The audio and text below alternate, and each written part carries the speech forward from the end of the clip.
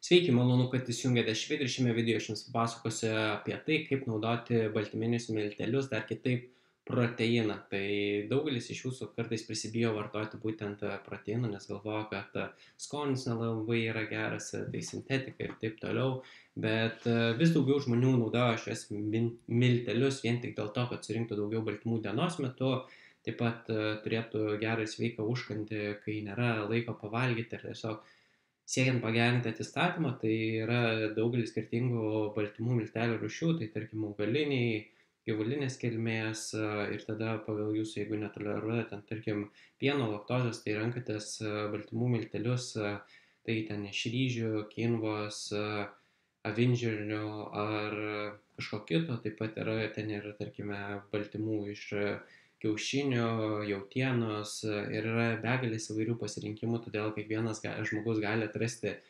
savo tinkamą baltymų mišinį tam, kad lengviau ir greičiau pasiektų savo išsikeltus tikslus. O tada,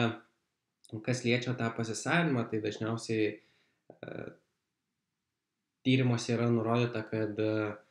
baltymų hidrolizatas yra lengviausiai ir geriausiai pasisavinimas, bet tuo pačiu jis yra brangiausias. Aš iš tikrųjų didelio skirtumo nematau tarp tų baltymų, tai ten galite rinktis ir tą kazeiną, izoliatą ir nieko dėl to blogo nebus. Jeigu turite daug finansinių lėšų, tai visą laiką tada galite rinktis tą hidrolizatą ir tikėtis, kad jis jums duos geresnius rezultatus, ne taip pūs pilvą ir taip toliau. Ir tada kokį tą skonį pasirinkti, tai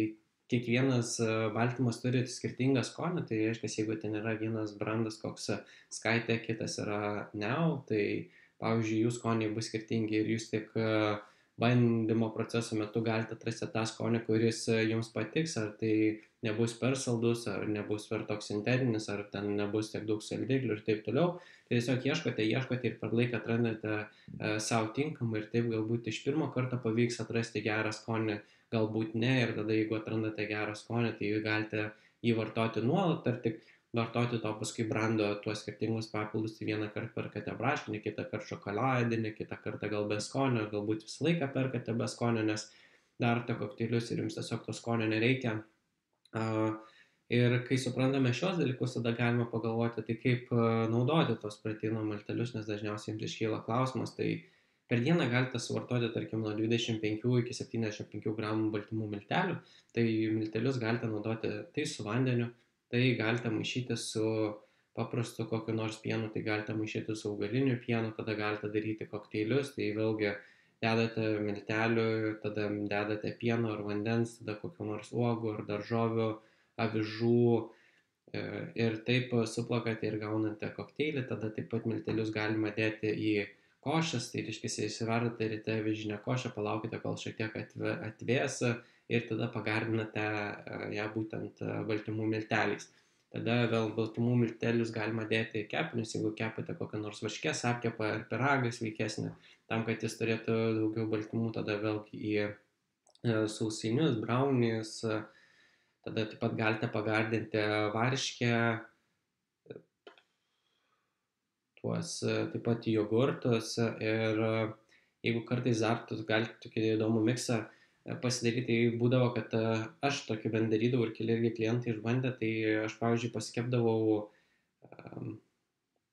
moliūgą ir tada, tarkim, gaudavau ten kokie 300 gramų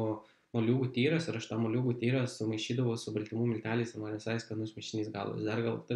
pagardinau šitą mišinį kitomis uogomis, mėlynomis, šilauogėmis arba braškėmis, plus kakava ir man visai skanus toks miksas gaudavosi. Tai yra tokie pagrindiniai būdai, kaip jūs galite panaudoti baltymų miltelius savo mitybos racione tam, kad surinktumėte daugiau baltymų. Ir būtent toks baltymų miltelių naudojimas tikrai praverčia, nes nereikia pirkti papildomų ten, nežinau, pieno produktų, nereikia papildomų pirkti pagardų, tą košę, kad pagardinti. Tiesiog sutaupote laiko ir jeigu netoleruojate pieno produktų, tai tikrai yra geras pakaitalas, kad praturtintume savo mitybos racioną baltymais ir daugelį rekomenduoju naudoti tam, kad paprasčiausiai būtų lengviau surinkti tos baltymus, nes visiems dažniausiai trūksta ir ypač vasarą, tarkim, kai nesinori valgyti, tai išgeri tokį kokteilį vakare, sėdint lauke, žiūrintis saulėlydį ir tiesiog mėgaujantis procesu. Tai Jeigu reikia kažkokių kitokių rekomendacijų, kaip galite įsigyti tos baltymų papildus, tai galite tiesiog pakomentuokite po nuotrauką, kad norite įsigyti baltymų miltelių ir aš tada pasidalinsiu, kokius aš geriu. O jeigu jums reikia kažkokios papildomos pagalbos planuojant mytybą, tai drąsiai galite man parašyti asmeninę žinutę, įsigilinsime jūsų individualią situaciją ir tada nuspręsime, ką kaip turime daryti, kad savo lieknėjimo tikslus pasiektumėte žymiai efektyviau. Tai ačiū, kad išklausėte šį video, tikiuosi video buvo naudingas ir pasimatysime kitą kartą, mėlyjeji. Iki greito.